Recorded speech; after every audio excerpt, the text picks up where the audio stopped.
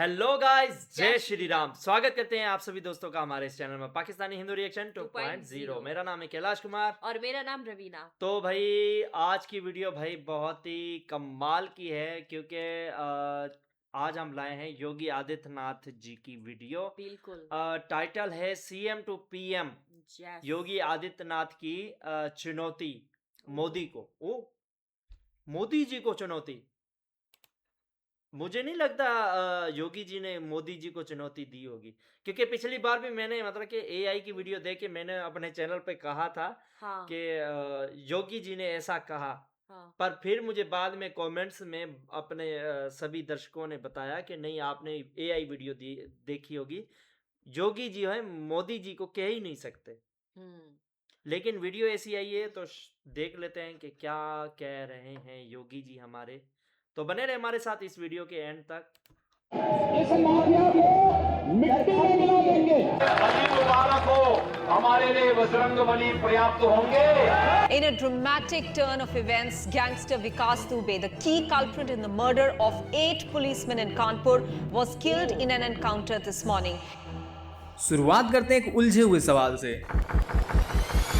क्या कोई इंसान एक साथ सन्यासी और मुख्यमंत्री हो सकता है? मैं आदित्यनाथ योगी ईश्वर की शपथ लेता हूं कि मतलब जो साधु हो, भगवा पहने, मंदिर में पूजा करे, क्या वही एक स्टेट का सबसे ताकतवर नेता भी हो सकता है? पहली बार जब योगी आदित्यनाथ का नाम यूपी के सीएम के लिए उछला तो बहुतों को ये मजाक लगा था, लेकिन जब सच में कुर्सी मिली तब लोगों ने गौर करना शुरू किया कि आखिर ये बंदा है कौन। अब आते हैं सीधा टाइमलाइन पर। 5 जून 1972 उत्तराखंड के पंचूर गांव में जन्म हुआ एक लड़के का नाम था अजय मोहन बिष्ट। हाँ, वही जो बाद में योगी आदित्यनाथ बने।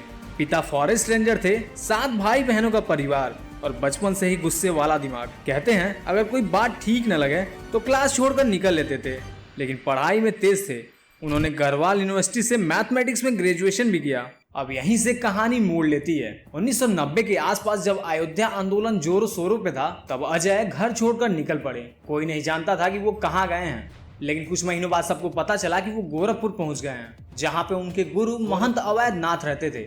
वहीं से इनका नाथ संप्रदाय से जुड़ाव हुआ और कुछ सालों बाद अजय योगी आदित्यनाथ बन गए। किसी फिल्म जैसी कहानी लगती है ना, लेकिन ये तो सच है। 21 साल की उम्र में संन्यास लिया, परिवार से पूरी तरह नाता तोड़ा और बस एक ही लक्ष्य, समाज सेवा। महंत अवैधनाथ ने जब खुद को राजनीति से अलग किया तो 1998 में उन्होंने अपने शिष्य को गोरखपुर से चुनाव लड़वाया और योगी आदित्यनाथ जीत गए, सिर्फ 26 साल की उम्र में। अब सोचना जरा, कोई 26 साल का बंदा जो पूरी तरह से अपनी फैमिली से कटा हुआ था, राजनीति में बिल्कुल नया था, लेकिन पहली ही बार में सांसद पहुंच गया और वहीं से शुरुआत हुआ एक नया सफर। आदित्यनाथ लोकसभाया सदस्यत्वेन निर्वाचितः। न पार्टी लाइन की परवाह, न बड़े नेताओं से डर। अगर कोई बात खटकती तो सीधा विरोध करते थे, चाहे वो बीजेपी के ही कैंडिडेट क्यों ना हो। और यहीं से बनी हिंदू युवा वाहिनी, एक ऐसा संगठन जो उनके लिए लोगों से सीधा जुड़ाव बनने का जरिया बन गया। लेकिन इसी संगठन पर कई बार हिंसा फैलाने के आरोप भी लगे। विरोधियों ने कहा कि इसने पूर्वांचल में डर का माहौल बनाया है। खुद पार्टी को डर था कि कहीं ये ग्रुप अनकंट्रोल न हो जाए, लेकिन योगी इससे पीछे न हटे। उनका कहना था कि जहां पुलिस नहीं पहुंच पाती वहां हिंदू युवाओं का खड़ा होना बिल्कुल जरूरी है। इसी बयान ने उनके इमेज को और भी ज्यादा फायर ब्रांड बना दिया। किसी ने पूछा नहीं था, लेकिन लोगों ने खुद ही समझ लिया ये बंदा सीधा खेलता है। अब बीजेपी के बड़े बड़े नेता गोरखपुर आके खुद योगी जी से मिलते हैं। अटल बिहारी वाजपेयी से लेकर राजनाथ तक सब जानते थे कि ये बंदा खुद का एक अलग पावर सेंटर बना चुका है और यही बात पार्टी को टेंशन भी देती थी और बेनिफिट भी। 2007 में जब बीजेपी ने उनका टिकट काटने की कोशिश की तो पूरे गोरखपुर में बवाल मच गया। हिंदू युवा वाहिनी के वर्कर सड़कों पर उतर आए थे। पार्टी को आखिरकार पीछे हटना पड़ा और वहीं से ये बात साफ हो गया कि योगी आदित्यनाथ किसी के मोहताज नहीं है। 2014 में जब वो अपने गुरु के उत्तराधिकारी बने और गोरखनाथ मठ के हेड घोषित हुए, तब तक वो सिर्फ नेता नहीं, आध्यात्मिक अथॉरिटी भी बन चुके थे। मतलब उनके पास अब राजनीति और धर्म दोनों की ताकत थी और शायद यही कॉकटेल था जिसने उन्हें यूपी पॉलिटिक्स का सबसे डेंजरस खिलाड़ी बना दिया। अब सवाल ये था कि बीजेपी उन्हें ओपनली सपोर्ट क्यों नहीं कर रही थी। कुछ कहते हैं कि योगी का एग्रेसिव हिंदुत्व तो पार्टी की सॉफ्ट इमेज को डैमेज कर सकता था, लेकिन ग्राउंड रियलिटी ये थी कि योगी जी के पास खुद का अपना वोट बैंक था, खास करके पूर्वांचल में। 2017 में जब यूपी में बीजेपी को पूर्ण बहुमत मिली तो सीएम कैंडिडेट के लिए बहुत से लोगों का नाम रेस में था और योगी जी का नाम उस लिस्ट में नजर भी नहीं आ रहा था। राजनाथ सिंह, मनोज सिन्हा, दिनेश शर्मा, ये सारे के सारे नाम सीएम की रेस में थे, लेकिन फाइनल में योगी आदित्यनाथ का नाम अनाउंस हुआ और उसी दिन मीडिया में अफवाहें उड़ गई। आरएसएस का दबाव था, अमित शाह का दबाव था। मोदी नहीं चाहते थे कि योगी आदित्यनाथ सीएम बने, लेकिन जब उन्होंने सीएम पद संभाला तो सबको सौंप दिया। पहले ही दिन अवैध बूचड़खानों पर बैन, एंटी रोमियो स्क्वाड, गुटखा पान बैन और 100 घंटे काम करने की अफसरों को शपथ। ये बात तो साफ थी कि ये बंदा कुछ अलग ही पेज से खेल रहा है। सीएम बनते ही उन्होंने 36 मंत्रालय खुद के पास रखे। किसी को शक नहीं रहा कि वो एकदम कंट्रोल फ्रीक हैं, लेकिन इसी कंट्रोल की वजह से 87 लाख किसानों का कर्जा माफ हो पाया बिना किसी प्रेस कॉन्फ्रेंस, सीधे एक्शन मोड में। अब यहाँ से उनका बुलडोजर अवतार शुरू होता है। बड़ी खबर रामपुर से है, जहां अवैध निर्माण पर बुलडोजर एक्शन लिया गया। आप घर पर होंगे, लेकिन बुलडोजर ना छुट्टी पर है ना घर पर है। माफियाओं पर सीधा वार, घरों पर बुलडोजर चलना और मीडिया में नया नाम बुलडोजर बाबा। ये बिल्कुल डराने वाली इमेज थी, लेकिन जनता को पसंद आ गई। अब डर लगता है गुंडों को, ऐसे पोस्टर तक लगने लगे थे।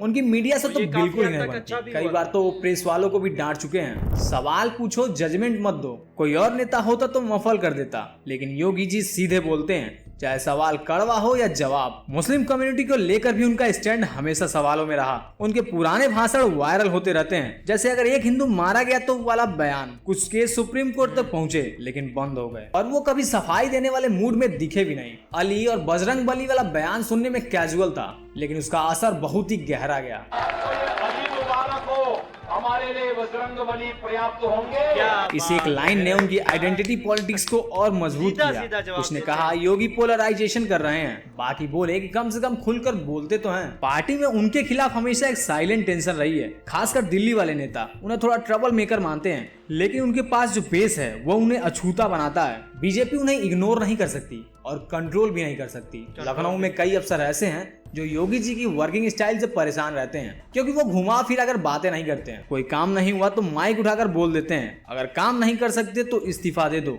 ये टोन ब्यूरोक्रेट्स के लिए नया था। 2022 के चुनाव में जब दोबारा भारी जीत मिली तो सबसे ज्यादा जलन पार्टी के अंदर से शुरू हुई। कई बीजेपी विधायक कैमरे के पीछे बोलते पाए गए कि अब ये बंदा अनस्टॉपेबल होते जा रहा है, और यही बात शायद योगी जी को और भी फ्यूल देती है। कई रिपोर्ट्स में तो ये कहा गया कि वो मोदी के बाद बीजेपी का अगला बड़ा चेहरा बनना चाहते हैं, लेकिन उन्होंने कभी खुलकर एम्बिशन शो नहीं किया। मे भी वो जानते हैं जितना दिखाओगे उतना सिस्टम काट देगा। कभी कभी उनके अंदर एक रिबेल भी दिखता है, जैसे जब सीएए के दौरान दिल्ली जल रही थी तब उन्होंने कहा जो पत्थर चलाएगा उसे ईंट से जवाब मिलेगा। ये डायलॉग एक तरफ उनकी इमेज को स्ट्रॉन्ग बनाता है, लेकिन दूसरे पल सेक्युलर लोगों को खटकता भी है। एक सीनियर जर्नलिस्ट ने लिखा कि योगी बीजेपी में बीजेपी नहीं है। उनका मतलब ये था कि वो पार्टी के दायरे में नहीं आते और ना ही उसकी मर्यादा में चलते हैं। वो अपना रास्ता खुद बनाते हैं, चाहे वो कंट्रोवर्शियल हो या फिर रिस्की। अब सवाल ये उठता है कि क्या वो सिर्फ यूपी तक ही रुकेंगे या फिर आगे का भी सोचते हैं। पार्टी में एक धड़ा ऐसा है जो चाहता है कि योगी नेशनल लेवल पर लाए जाएं, लेकिन दूसरा धड़ा डरता है कि अगर दिल्ली पहुंचे तो किसी को पूछेंगे नहीं। तो अब तुम खुद सोचो, एक बंदा जो परिवार छोड़कर आया, मंदिर में रहा, मठ का वारिस बना, संसद गया, विधायक बना, संगठन खड़ा किया और फिर खुद एक मिथ बन गया। क्या इंडिया की पॉलिटिक्स में ऐसा कोई ब्लूप्रिंट पहले कभी देखा है? और अब आता है सबसे बड़ा ट्विस्ट, राम मंदिर। अयोध्या में डिकेड से चल रहे विवाद का सलूशन जब आया तो योगी सबसे आगे दिखे। सुप्रीम कोर्ट के फैसले से पहले ही उन्होंने अयोध्या में दीपोत्सव शुरू कराया। सरयू नदी के किनारे हजारों दीप जलाए और पूरे शहर को भगवा रंग में डुबा दिया। कुछ लोग बोले ये कल्चर है, कुछ बोले ये पॉलिटिक्स है, लेकिन योगी जी को फर्क नहीं पड़ा। उन्होंने 2019 में खुलकर कहा अब अयोध्या सिर्फ विवाद नहीं, विश्वास का प्रतीक है। और जब फाउंडेशन स्टोन रखा गया तो वो मंच पर पीएम के साथ बराबर के सीट पर थे। सिंबोलिज्म की बात करें तो इससे बड़ा कुछ नहीं था। एक और चीज जो योगी जी को सबसे अलग बनाती है वो है उनका साइलेंस। वो रेयरली ही कोई इंटरव्यू देते हैं, लेकिन जब देते हैं तो हेडलाइंस बन जाती हैं। कोई पीआर मशीनरी नहीं, कोई ट्वीटेड ड्रामा नहीं, बस एकदम सीधा स्क्रिप्टलेस बोलना। यही रॉनेस शायद उन्हें रिलेटेबल बनाता है अपने सपोर्टर्स के लिए। और अब 2026 के करीब आते आते ये विस्परिंग चालू हो गई है कि क्या योगी अब अगले पीएम होने वाले हैं। बीजेपी ओपनली इस पर कुछ नहीं कहती, लेकिन अंदर खाने हर पावर सर्किल इस बात पर बात करता है। कुछ लोग डरते हैं तो कुछ लोग सपोर्ट कर रहे हैं, लेकिन सब मानते हैं कि अगर सिस्टम को कोई झटका दे सकता है तो योगी ही है। तो अब जब अगली बार तुम उन्हें टीवी पर देखो या उनकी हेडलाइंस पढ़ो तो सिर्फ भगवा कपड़े में मत देखना, जरा उस लड़के को भी याद करना जो गांव से निकला था, जिसने घर परिवार छोड़ा, नाम बदला, रूट बदला और अब शायद देश की राजनीति की दिशा भी बदलने वाला है। तो यार आपको क्या लग रहा है, योगी जी अगले फ्यूचर पीएम बनने वाले हैं? कमेंट में जरूर बताइएगा। अच्छा, इसका भी मतलब कि वो ये थी, मतलब कि ओपिनियन ही दे सका, हाँ पर कंफर्म नहीं हुआ कि यार योगी जी जो है वो सीएम से पीएम बनने के लिए मोदी जी को चुनौती देंगे, पर नहीं, ऐसा नहीं है। वो मतलब कि पिछली बार भी हम गलत हुए थे एआई की वीडियो की वजह से, हाँ योगी जी ऐसा कभी नहीं करेंगे। हाँ हाँ, नहीं करेंगे। ये अवाम एक देखती है, मैंने देखा है कि अवाम ये सोचती है कि मोदी जी के आखिर एक ना एक दिन तो मतलब कि वो मतलब कि उम्र के लिहाज से वो उनसे पद जो है वो कोई और संभालेगा हाँ उनका पद। बिल्कुल बिल्कुल। तो वो जो अगला चेहरा दिखता है तो वो हाँ, सबको वो योगी जनता- जी का दिखता हाँ, है, जनता को जो है वो वो देखना चाहते हैं योगी जी को। हाँ, और योगी जी का काम करने का तरीका लोगों को इतना पसंद आता है ना, जो सिर्फ देश के नहीं, देश के बाहर के लोग भी मतलब कि उनके काम के चर्चे सुनते रहते हैं, जैसे हाँ हम हैं। बिल्कुल। हम तो एक अलग देश में रहते हैं पर योगी जी का नाम सुनते हैं। हालांकि इंडिया के 28 स्टेट हैं, हम्म, ठीक है, हाँ उसके अलावा जो हैं वो 8 जो हैं वो छोटे स्टेट हैं। लेकिन जो 28 स्टेट हैं बड़े, जी उन 28 स्टेट्स में से हमें सिर्फ कुछ स्टेट्स के मतलब के सीएम का नाम याद है, हाँ और उनमें से सबसे पहले जो है योगी जी का नाम। बिल्कुल। अगर कोई हमसे पूछता है कि इंडिया के किसी एक स्टेट के सीएम का नाम बता, तो जो- हमारा सबसे पहले नाम जो योगी जी का बिल्कुल। आता है। जो मोदी जी को जानता है वो योगी जी को जानता है, हाँ, क्योंकि योगी और दोनों का मोदी नाम साथ में जुड़ा हुआ है। साथ में जुड़ा हुआ है। और भारत की मतलब पूरी जनता है वो मोदी दोनों को जी ही बहुत के प्यार बाद करती है। वो योगी जी योगी को जी को सीएम बनाना पीएम पीएम बनाना चाहते हैं। बनते हुए देखना चाहती हैं कि हाँ, वही बिल्कुल। वो अगले पीएम हों। हम भी चाहते हैं। वैसे हम भी चाहते हैं, हाँ, हाँ, बिल्कुल। क्योंकि वो जो है उनका उनका काम बहुत अच्छा है। सीधे लोगों सीधे को- जवाब भी सीधे देते हैं। पहले तो चुप रहते हैं, शांत रहते हैं, जब हाँ। जवाब देते हैं तो वाकई में वो हेडलाइन बन जाती है। बिल्कुल। और वाकई में एक जो उन्होंने एक्शंस लिए थे ना, जब पहली पहली मर्तबा वो बने थे, हाँ जब पहली पहली दफा वो बने थे ना सीएम, सीएम बने थे। ऐसे ऐसे उन्होंने एक्शन लिए थे, गुटखा पान बैन, एंटी रोमियो, वो मतलब कि सारे जो काम थे वो लोगों को सबसे पहले पसंद आए। और हमने तो वो एक लड़कियों वाला सुना था ना, कॉलेज की या स्कूल की गर्ल्स थी, उन्होंने तो भाई वो जो सीएम पहले वाले सीएम थे, हाँ उत्तर प्रदेश के पहले सीएम थे, हाँ उनकी छुट्टी कर दी, पर योगी जी की जय जयकार बजाया क्या बात है। की उन्होंने। हाँ बिल्कुल, करनी भी चाहिए। हाँ यार, ये तारीफ के लायक है। हाँ बिल्कुल। अच्छा, पहले योगी जी जो थे वो सन्यासी थे। सन्यासी बाबा, हाँ, हाँ इन्होंने अपने मतलब गुरु के कहने पर ये मैंने मतलब ना कि ये मैंने राजनीति अक्सर में आए। हाँ अभी जो है हमने चैनल बनाया, वीडियोस देखते हैं तो मुझे पता इनके बारे में चला है। तो पहले जब हम टीवी पे देखते थे इन्हें, तो मैं ये सोचती थी कि मतलब जैसे सन्यासी बाबा होते हैं वैसा ही हाँ। गेटअप है इनका। तो मैं ये सोचती थी पता नहीं इन्होंने ऐसे कपड़े क्यों पहने हुए हैं, पर अब पता चला है कि पहले ये सन्यासी बाबा थे। सन्यासी बाबा, और गुरु के कहने पर मतलब कि ये पॉलिटिक्स में आए। अच्छा। और मतलब कि गुरु के बाद भी गुरु की गद्दी भी योगी जी संभालने लगे।